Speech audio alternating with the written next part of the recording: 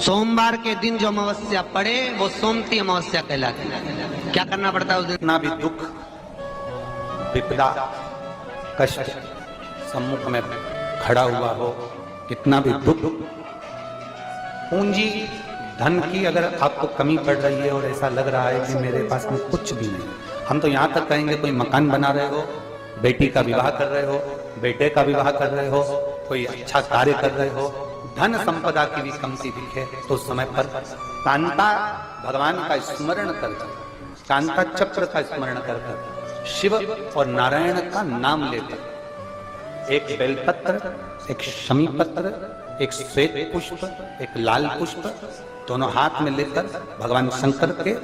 अशोक सुंदरी के स्थान पर अगर समर्पित करा जाए तो संपदा की भी कमी नहीं आती। वो कांता चक्र है जो नारायण।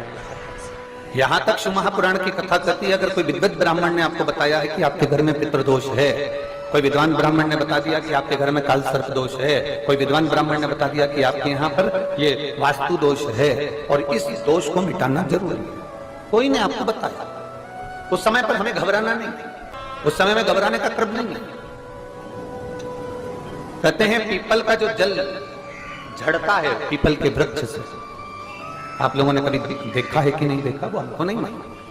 कितना भी अगर कोई वास्तु दोष बता दिया, पितृदोष बता दिया, काल सर्प दोष बता दिया, कितना भी अगर कोई दोष बता दे, तो पीपल का जो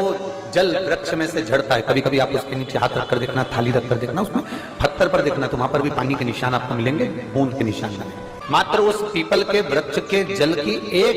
बिंदी, एकमात्र बिंदी, शंकर भगवान का जो शिवलिंग है, जलाधारी है, चरण है, गणेश कार्तिक का स्थान है, अशोक सुंदरी का स्थान है, और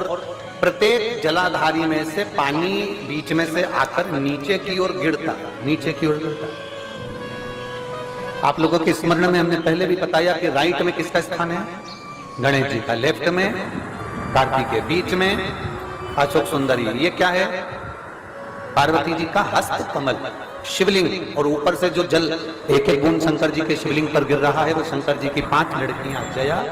विषहरा, शामलीवारी, दौतली और देव, शंकर जी की 5 लड़कियों, एक एक बूंद पानी शिव जी पर गिरा रहा है। जहां जल नीचे गिरता है उस स्थान से जहां तक जल बहकर जा रहा है उस स्थान तक 33 कोटि देवताओं का स्थान, 33 कोटि देवताओं का स्थान। अब जहां पानी आया, जहां नीचे गिरा, उसके बीच में जो स्थान होता है, आप लोगों ने देखा है कि नहीं देखा? जिनने देखा है जरा हाथ उठाओ। ये पानी जैसे यहां तक आया और यहां के बाद नीचे गिरेगा, तब वो नाली के माध्यम से बाहर जाएगा। तो जितनी दूर यहां से वो नीचे की ओर जो गिर रहा है, यहां से वो नीचे की ओर जो पानी जा रहा है, ये जो स्थान होता है, ये हमारे 3 दोषों को निवारण तुरंत कर देता है। एक हमारा पितृदोष, एक हमारा काल सर्प दोष और एक हमारा वास्तु दोष का निवारण ये तुरंत। और ये तो हमने केवल आपको शिव महापुराण के माध्यम से बताया कि ये 3 दोष का निवारण कर देता है, पर यदि कभी आप ध्यान से लिंग पुराण को पढ़ेंगे, आप यदि लिंग पुराण को पढ़ेंगे और गीता प्रेस गोरखपुर की लिंग पुराण को लाकर यदि आप पढ़ते हैं, या गीता प्रेस गोरखपुर की शिव अंक को भी आप अगर पढ़ेंगे, उसका नंबर हमारे स्मरण में नहीं आ रहा है, शिव अंक को भी अगर आप पढ़ेंगे तो उसमें भी आपको वर्णन मिलेगा कि हम तो केवल 3 दोष का बता रहे हैं, पर हमारे शास्त्र तो यहाँ पर और भी दोषों का वर्णन कर रहे हैं। जैसे किसी ने बता दिया आपको शनि का दोष है, किसी ने बता दिया मंगल का दोष है, किसी ने बता दिया आपको केतु का दोष है, किसी ने बता दिया आपको राहु का दोष है, किसी ने आपको कह दिया कि बृहस्पति का दोष है, किसी ने कह दिया आपको ये वाला दोष है। दुनिया के जितने दोष